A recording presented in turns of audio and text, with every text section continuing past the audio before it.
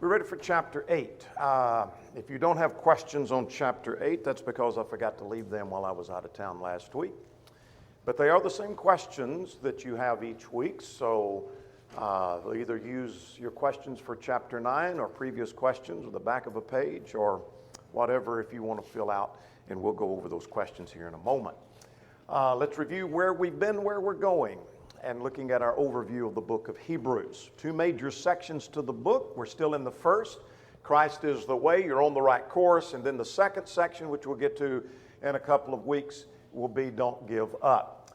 So we're still in this section of Christ is the way. We're looking at the superiority of Christ's covenant. We've looked at the superiority of his person, and then are looking at the superiority of his work, his priesthood. We're still in that thought, and then we're getting into the superiority of his covenant. A new thought is introduced to us in chapter 8, which we'll get to a little bit later. Let's review where we've been in the first 7 chapters. Chapter 1, what's it about? All right, very good. He's superior to prophets and to angels. Chapter 2.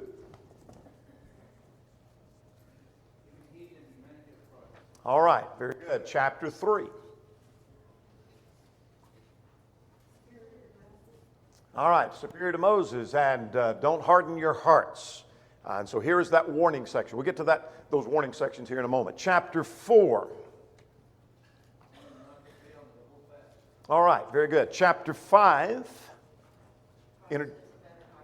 Better high priest. And so here we introduced to this thought, actually at the end of chapter 4 is where it was introduced, but developed in chapter 5 that he's the superior high priest. More about that chapter 5 in a moment. Chapter 6 we call an interlude because it says,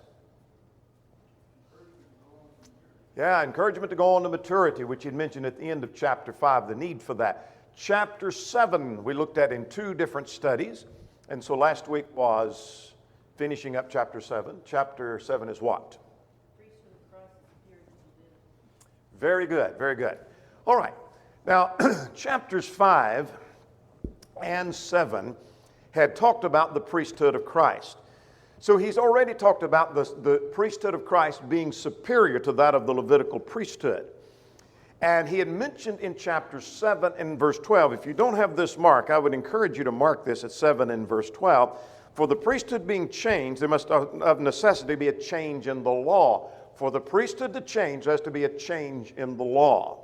If there is no change in priesthood, there is no change in law. That's an important point in several factors in dealing with some false doctrine today, in dealing with the Judaizing teachers then, understanding the nature of the new covenant. All of that is necessary to understand a change in priesthood means there's a change in the law. Now, having said that, chapter 8 deals with the superiority of the priesthood and expands that to talking about a better covenant. And he's going to tell us more about that better covenant here in just a moment. So let's look and see what chapter 8 is about. This is where we are. We've talked about the doctrine versus warning sections. There is a doctrinal section followed by warning, doctrinal followed by warning. 5 times that happens. We're still in this doctrinal section of a better covenant, better sacrifices. It started in chapter 1 and will go all the way to the end of the first half of the book. By first half, I'm talking about the first half of the outline, and chapter 10 and verse 18. And having said that there is better covenants and better promises under this better high priest, then he's going to launch into be steadfast. Then he'll go back to a doctrinal section concerning examples of faith, and then the rest of the book primarily has to do with having that same kind of faith. So here's what chapter 8 is about. I simply call it a better ministry and covenant.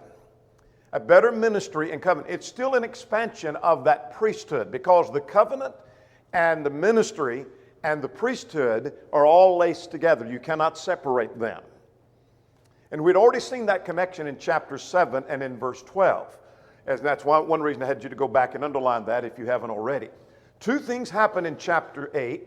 There is a better priesthood or ministry, verses 1 to 5. And then there is this better covenant. That's the new thought that's introduced. Has he hinted at that? Yes. Has he mentioned the covenant already? Yes.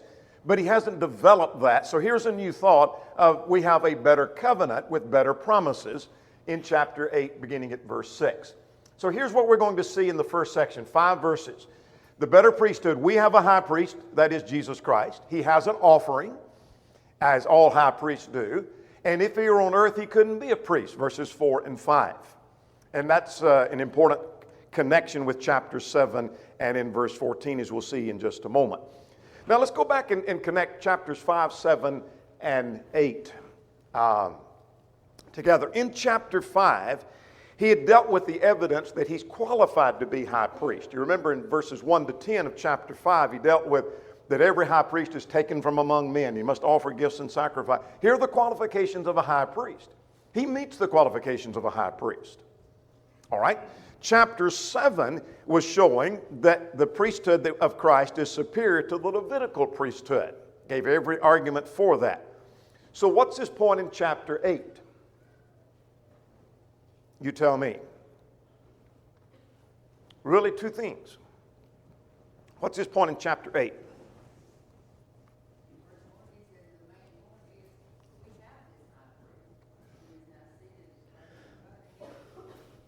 All right. All right, very good. Anything else? He seems to make 2 points, as we've already demonstrated, verses 1 to 5 being one, 6 to 13 being another. In verses 1 to 5, his point, I think, is he is a priest in heaven and not on earth. This is not a priesthood on earth that is better than the Levitical priesthood. One of the things that makes it better is he's a priest in heaven because he's not qualified to be a priest on earth. He couldn't be a priest on earth. So his argument in verses 1 to 5 right here is it's a better priesthood because it's a priesthood in heaven and not on earth. If he were on earth, he couldn't be a priest. More about the details of that in a moment. The second thing in verses 6 to 13 is that he is a mediator. There is a connection now with the mediator. He is a mediator of a better covenant, verses 6 to 13. We have a new mediator. So here's the thought to think just for a moment, and that is this progression of thought. That we've seen that a change in priesthood led to a change in the law. A change in the law means there's a change in mediator. That makes sense? There's a change in priesthood, which means there's a change in the law, 7 and 12. A change in the law means there's a change in the mediator, 8, 1 to 5. So the Jew who thinks we're going to go back and stay under the Levitical system, no. There's been a change in priesthood. You've got a different priesthood, you've got a different law, and you've also got a different mediator. There's one mediator between God and man, which is Jesus Christ. So let's see what he says about our high priest. We have a high priest who is Christ. And notice at verse 1, what does he say at verse 1? Well, first let's start with what does he mean this is the main point. The New King James says, now this is the main point. American Standard says the chief point. Other translations simply say, yours probably says, this is the conclusion. This is the point. This is what we're driving at. This is what we're doing. Not that this point is more important, of him being the high priest is more important than the benefits of him being a high priest, but he's simply saying this is what we're driving at, that we have a high priest in the heavens. This is it, Jesus Christ. And he's qualified for that role. Now he says he's sitting at the right hand of God. Verse 1, we have such a high priest seated at the right hand of the throne of the majesty in heaven. What does that tell you? It tells you 2 or 3 things, but what? You tell me. To sit at the right hand of God it's a position of honor. It's an exalted position. He's sitting at the right hand of God, so it's a position of power and honor. And so it's not that he is like some Levitical priesthood. There was no Levitical priest. There was no Aaronic priest that ever sat at the right hand of God. This high priest is sitting at the right hand of God. If he's sitting at the right hand of God, then that immediately tells us, concerning the argument here, that his priesthood has to be in heaven. Bingo. His priesthood has to be in heaven and it's not on earth. So he's not priest on the throne in Jerusalem, he's priest in heaven because he's seated at the right hand of God. Now the second thing he mentions, he is, at verse 2, a minister of the sanctuary of the true tabernacle. This is the first reference to the tabernacle in the book of Hebrews. We haven't seen the word tabernacle yet. Now, I don't know what you're going to do with that, and maybe answer a trivia game question, but he hasn't mentioned the tabernacle. And it's interesting that his first reference to that, he mentions the priesthood of Christ being in the true tabernacle. Now, you might underline the word true there at verse 2, and I'll tell you the use you're going to make of that here in a moment. That this is the true tabernacle. It's going to make a play at verse 5, 4 and 5 in just a moment.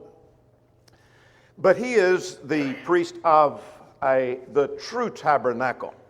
Now, notice this word minister suggests that he is a servant.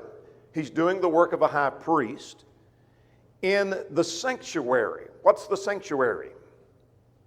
Footnote, look at your footnote if you have a footnote. And the King James, ESV.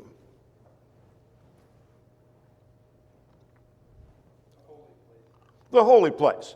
He serves in the sanctuary, in the holy place. In other words, we're going to see this parallel drawn a little more in chapter, we see it in chapter 8, we see it more in chapter 9, and you see it even more in chapter 10. That under the Levitical priesthood, you had the tabernacle where you had the sanctuary, that you had the most holy place, which is also part of the sanctuary, but it was called the most holy place, where only the high priest went. So the parallel is under the priesthood of Christ, there is the sanctuary, which is the people where the priests serve. We are a priest of God. There is the most holy place where our high priest is. That's in heaven. He goes there to make our sacrifice for us. So there's the parallel that's drawn between the earthly tabernacle and the true tabernacle. But notice he uses this word true tabernacle. It is the true tabernacle. So the tabernacle of the priesthood of Christ is the true tabernacle and not some copy or some shadow or some imitation. Now, I wonder sometimes if we think of the priesthood of Christ is like the priesthood of the Old Covenant. That's not the proper way of wording that. How should we word it? Of Christ, yes. Because this is the real.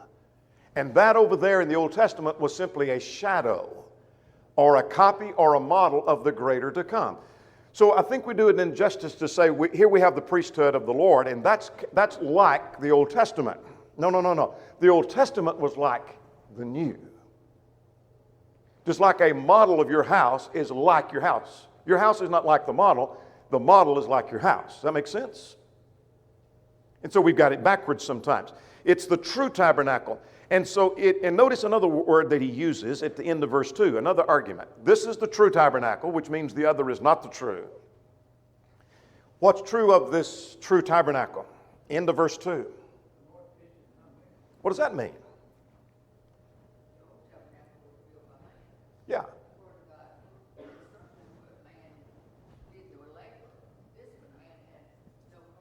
Yes, absolutely. So this is one built by God. That one was built by man. This one is the true. That one is the shadow. So this one has to be, what's the word we're looking for? Superior. Has to be superior. Has to be. Here's the true. Here's the real. And it is built by God and not man. Now, let's get to verses 1 and 2. Let's look at verse 3. What's the point of verse 3? He has.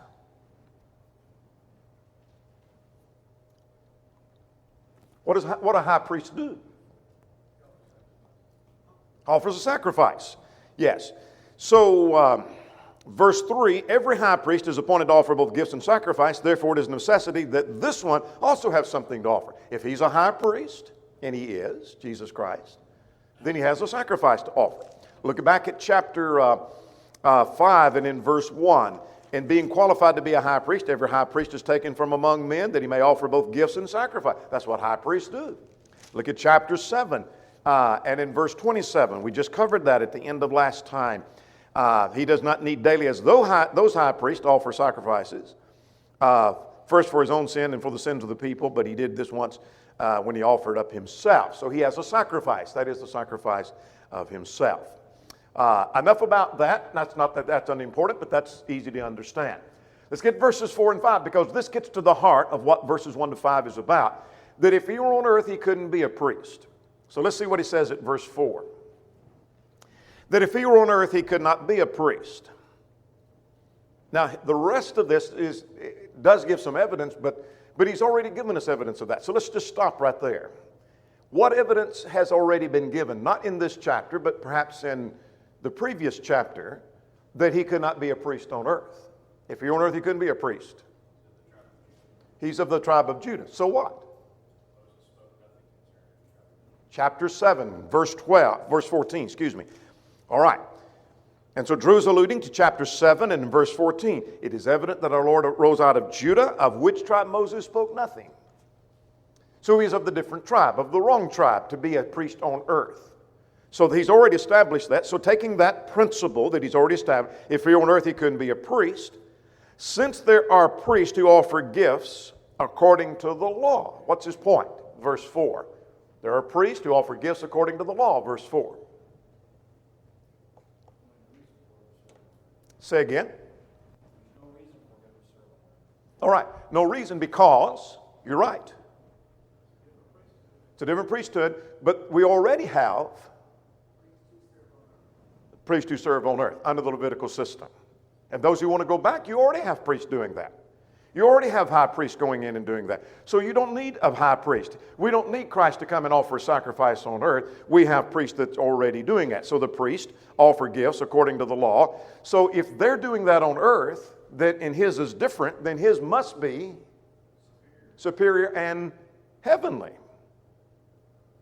So notice the play that they're already on earth doing that. So his must be heavenly, which means it's superior. It's not enough. I think he's also saying, look, you've already had all these priests doing all this for all this time, and where are we? You know, it's not a perfect plan. It's not. So if you've already got it, why do you want to keep it? Yeah. Why would we want it? Absolutely. And he gets to that argument in 6 to 13. I think you're right about that. All right. Any more questions on verse 4? Let's get to verse 5 here in a moment. What about verse 4? Any questions, comments, observations? Can I go back to verse 1 and ask a question? Okay. Where he says, Christ has taken his seat at the right hand of the throne. What's the difference between that? I mean, I've always believed that Jesus is on the throne and has the kingdom will turn back to God. Am I incorrect in? I think it's seated at the right hand of the throne of the majesty in the heavens. I take the majesty in the heavens to have reference to the Father. And so I think it's the same phrase as saying he's sitting at the right hand of God. And so, But do you see what I'm yeah. Only one person's on the throne. So because God the Father has turned the authority over to him. right. And I believe that. This is the wording on that just seems. I don't think the wording is any different, say, than Ephesians chapter 1. Like in verse 19 and 20, verse 20. I didn't mean to throw us off. Which he worked in Christ when he raised him from the dead and seated him at his right hand in the heavenly places. And so sitting at the right hand of God was a position of prominence. And so since God has given him all authority and power, all authority has been given to me, that had to be by the Father. So I'm thinking the Father is still on his throne. In fact, the throne scene of Revelation 4, chapter 5 focuses on Christ. I'm talking about Revelation 5. Revelation 4 is focusing on God still on his throne and in control. He never was off his throne, but he gave all rule and all authority to the Son. If I understand you, what you're saying is the kingdom currently does belong to Christ. Christ. But he's not necessarily sitting on that throne. He's sitting on the throne of his kingdom, that's true, but I find continual references from Ephesians and Hebrews that if Christ is sitting at the right hand of the throne, then God must still be on his throne. Must still be there. And Revelation 4 tells me that because the throne scene at the end, and I take a late date view, but even if it's an early date view, it's later than this, that God's still on his throne and in control. That was the Father. And how do I know Revelation 4 is the Father? Because chapter 5 contrasts that to the Son. So that has to be the Father in Revelation 4, who's still on his throne and in control. But he's given all authority to the Son. I take it. Does that answer that? Yeah, I think so. For me, personally. I mean, I'm sorry to run this back there. Sorry. All right, let's go to verse 5. Verse 5, these priests are types and shadow of Christ's priesthood. This gets 5 and 6. I know 6 jumps to another thought, but are keys to getting the point, I think, of chapter 8. I know chapter 8 may be quite simple, but this gets to the key.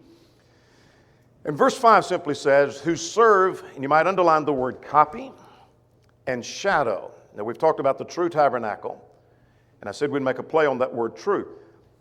Who serve the copy and shadow of heavenly things as Moses was divinely instructed when he was about to make the tabernacle. And we'll come back to that quotation there in a moment from Exodus. But let's talk about this word copy or shadow. The Levitical priesthood is said here to be the copy or the shadow.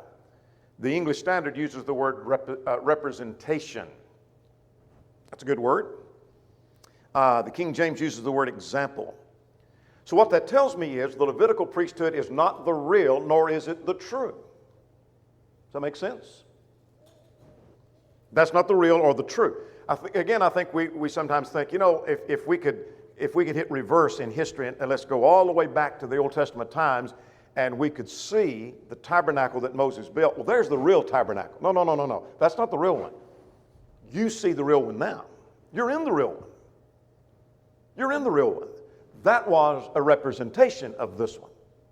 The word shadow is an interesting word. If you see a man's shadow on the ground, that representation on the ground is not the real thing. It's a representation of the real thing.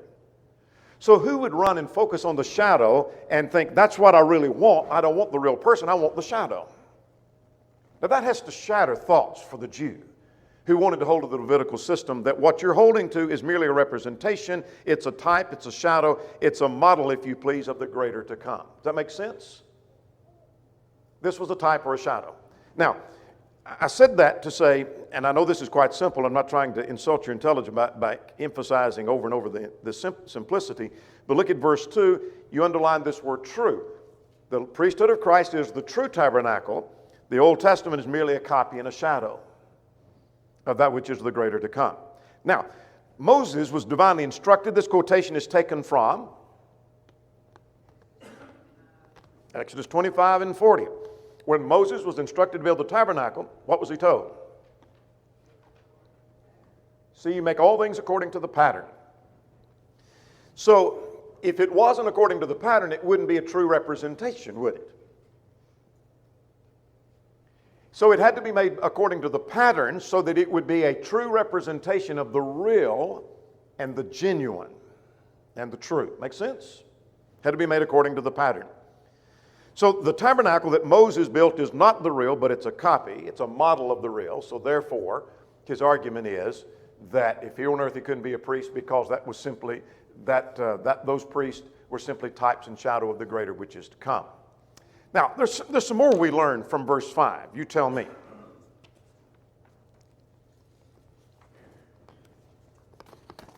Something practical you take home with you.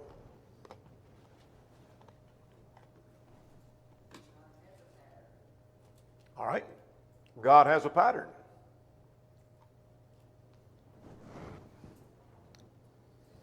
If we don't learn anything else and we learn that God has a pattern, Hebrews 8:5, and we take that home with us, then we've learned a great important lesson. There is a principle of authority. God has a pattern. Several years ago in the institutional battle, there was a fellow who wrote a tract and published all across the country, and where there is no pattern, as if there is no pattern to follow. There is a pattern to follow. But I want you to notice this point. Let me illustrate. And if you've heard me preach this very point several times, it's in the workbook if you're reading the workbook. But let's suppose you're building a house and you go to the architect and they draw up a blueprint. Another word for a blueprint would be, using the terminology here, pattern. It's a pattern you're going to follow. And so before you build the real house, you go to a model maker and you tell the model maker, I want you to make it according to the pattern. What does that mean? Typically a smaller representation, a physical representation of what the pattern is. All right. And it has to be, if I want it to be a copy or a shadow representation, it has to be according to the pattern, doesn't it? or it won't look like the real. It has to be exactly like that, exactly. All right?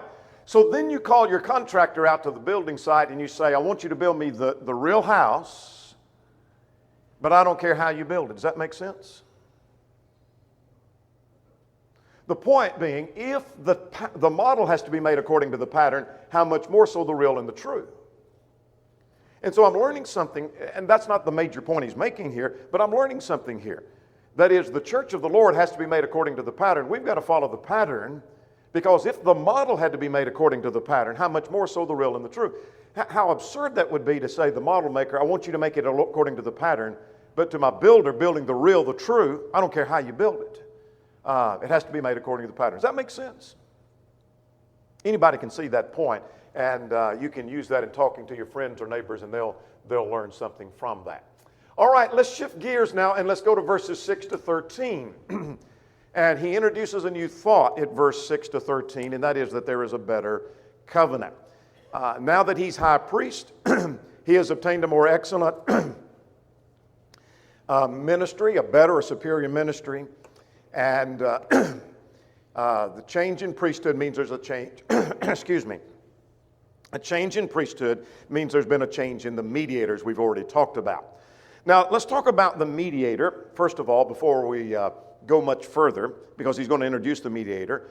What is a mediator? It's a go-between. Literally, it just simply means a go-between. Who was the mediator of the Old Covenant? Moses was the mediator of the Old Covenant. Several references to that. Galatians chapter 3, Exodus chapter 20. Christ is the mediator of the new and the better. So let's get underway. Verse 6. Now he has obtained a more excellent ministry, inasmuch as he is also the mediator of a better covenant. Now he's introduced two new thoughts. That Christ is a mediator, and he's a mediator of, his wording here is a better covenant, which is established on better promises. So here's the first thing he mentions. With this covenant, there's better promises. What does he mean it's better promises? All right, there's a promise of eternal life. That's true.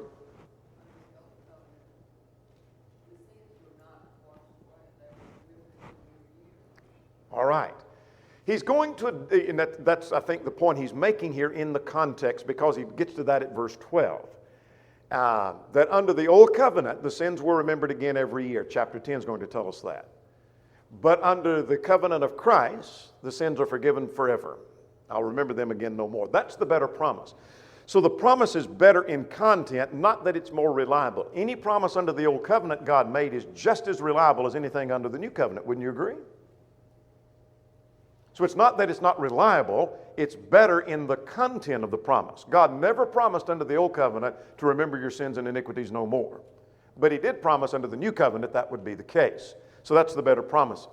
Now let's talk secondly about fault being found with the first, and therefore there was a need for the second. You might underline the word first and second. And the reason I say that is so that in a glance back at this, when you talk to someone who says there is no difference in the new and the old, there is no difference in New and Old Testament. Your denominational friends are going to say that. Some of your brethren are going to say that. You might see that there is a distinction. For if the first covenant had been faultless, there would have no place been found for the second. Because finding fault with them, he said, and now he begins a quotation from, you tell me. All right. Jeremiah 31 to 34. And that's an important quotation. We'll come back to that. What does he mean that there was fault with the first? Sins cannot be forgiven. All right. It is not saying there was that the covenant was made and it was messed up. That God made an old covenant, an Old Testament system, and it didn't do well. And so all of us have made something, built something, cooked something, and it just messed up, and we got to do it over because we just made a mess of it. It's not saying God made a mess of it, but God made the old covenant perfect for what it was designed to do. It was full of fault, and it was not faultless in that it was never designed to bring forgiveness. Galatians 3 argues that. In fact, let's look at Leviticus 18:5. What does Leviticus 18:5 say concerning salvation by the law or under the law? The only way you could be saved by the law of Moses. Keep the law perfectly. The man which doeth those things shall live by them. That was a statement having reference to perfect obedience. If you kept the law flawless, then you're not saved because you never were lost to start with, really. But you're going to have salvation or you're going to have heaven. Did anyone do that except for Christ? And the answer is no. So look at verse. That's the fault that he's talking about. So there's the first and the second. There was a need for the second because the first was not without fault. Now verse 5, finding fault with them. Who's the them? The Israelites. Because they didn't keep the law. So the problem was, we see this at verse 9. We see that in light of Leviticus 18:5. Verse 9 says that because they did not continue in my covenant. They didn't keep it. So I gave them a covenant. They didn't keep it. And it wasn't designed to bring salvation. The only way they could be saved was if they kept it perfectly. They didn't keep it. So there was a need for something better. And God had designed that all along. Now, so let's get to the promise now. God promised through Jeremiah a new covenant. There's two things we're going to see here. It creates a different people, and it offers complete forgiveness. Let's see what the quotation is. Behold, the days are coming, says the Lord, I will make, and you might underline this, a new covenant. In the Old Testament, while the Old Testament was effective, God promised a new covenant, a different covenant.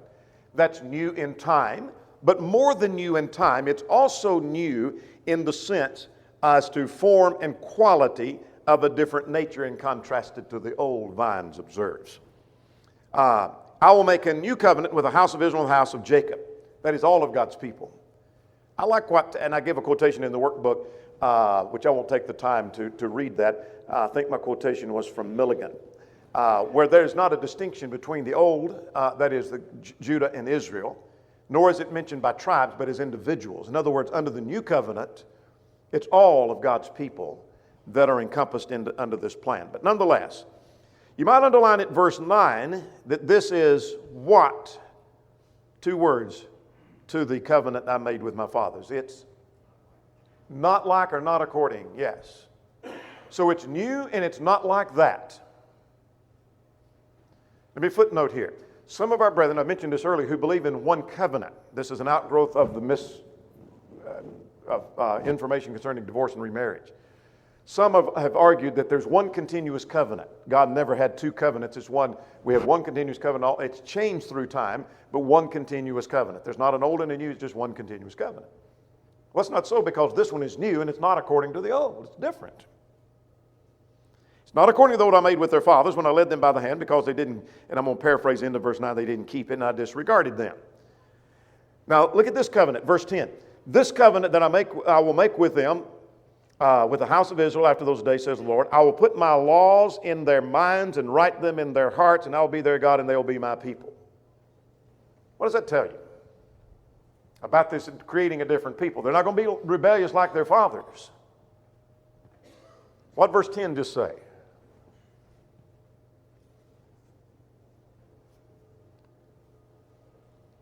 It's more of a blanket statement concerning the Old Testament. The Old Testament, the people as a whole, because they were rejected by God, didn't take the law of God into their hearts, did they? Fully. They didn't take it into their hearts. But under the new covenant, he said, those who are my people will take it into their hearts.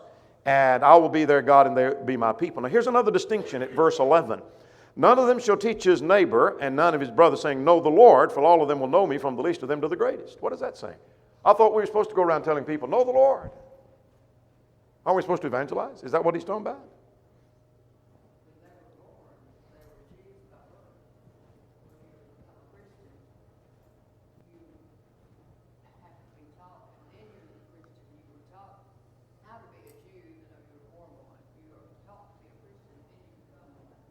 Absolutely. That's exactly what it's talking about.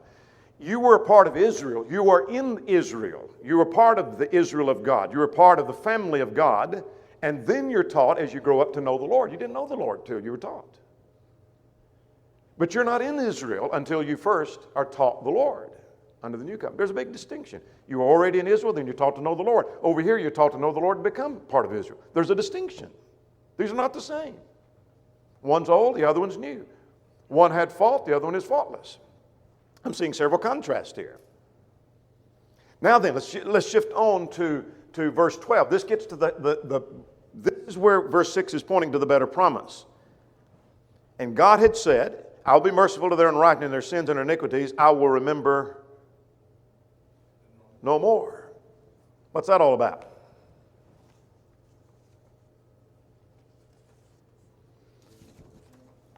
Say again. Forgiveness of sins. Look at chapter 10.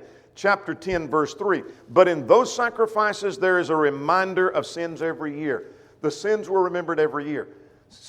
This phrase is not used in the Bible. I think the concept is the sins we often talk about or hear people talk about will roll forward every year.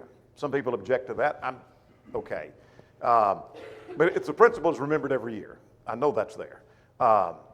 So every year, those same sins that you made a sacrifice for last year are remembered again this year. And then those sins, plus all the others you've committed since then, are remembered the next year. They were never completely forgiven. Where here's the promise, and what a promise this is. That whatever sins you've committed, God said, I will never hold that against you again. You may commit that again, but that sin is gone. I'll remember it no more. What a wonderful promise. No wonder then, verse 6 says, established on better promises. How much better could you get? Would you rather live under the old covenant and all your sins come up again this year you've ever committed? And I got to make another sacrifice? Or whether you'd rather be under a system where God forgave that and all those sins are gone. They'll never be. Now, you may commit sin again. You've got to deal with that. But those sins are gone. Never remembered again anymore. Now, let's quickly get verse 13. I've got to make this point. In that he says, a new covenant. You might underline the word new. That makes the first old and obsolete. Meaning it's no longer binding. Now, what is becoming obsolete and growing old is ready to vanish away. It's a simple principle. Let's suppose you just bought a 2021 car last week. And this week you bought a 2020 model car. This is now your new car. That automatically made that other one your old car, didn't it?